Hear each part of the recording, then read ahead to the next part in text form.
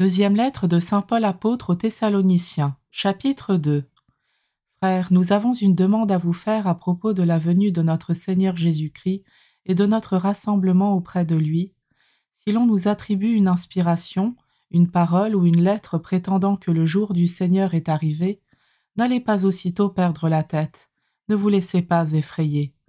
Ne laissez personne vous égarer d'aucune manière, car il faut que vienne d'abord l'apostasie et que se révèle l'homme de l'impiété, le fils de perdition, celui qui s'oppose et qui s'élève contre tout ce que l'on nomme Dieu ou que l'on vénère, et qui va jusqu'à siéger dans le temple de Dieu en se faisant passer lui-même pour Dieu. Ne vous souvenez-vous pas que je vous en ai parlé quand j'étais encore chez vous? Maintenant vous savez ce qui le retient, de sorte qu'il ne se révélera qu'au temps fixé pour lui. Car le mystère d'iniquité est déjà à l'œuvre, il suffit que soit écarté celui qui le retient à présent. Alors sera révélé l'impie, que le Seigneur Jésus supprimera par le souffle de sa bouche et fera disparaître par la manifestation de sa venue.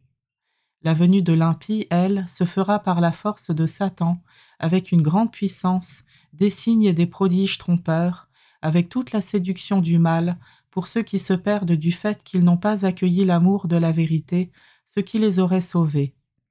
C'est pourquoi Dieu leur envoie une force d'égarement qui les fait croire au mensonge. Ainsi seront jugés tous ceux qui n'ont pas cru à la vérité, mais qui se sont complus dans le mal. Quant à nous, à tout moment, nous devons rendre grâce à Dieu à votre sujet, frères, vous qui êtes aimés du Seigneur, puisque Dieu vous a choisis en premier pour être sauvés par l'Esprit qui sanctifie et par la foi en la vérité.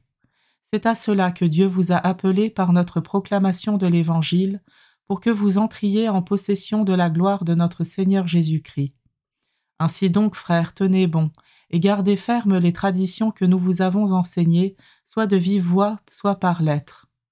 Que notre Seigneur Jésus-Christ lui-même et Dieu notre Père qui nous a aimés et nous a pour toujours donné réconfort et bonne espérance par sa grâce, réconforte vos cœurs et les affermisse en tout ce que vous pouvez faire et dire de bien.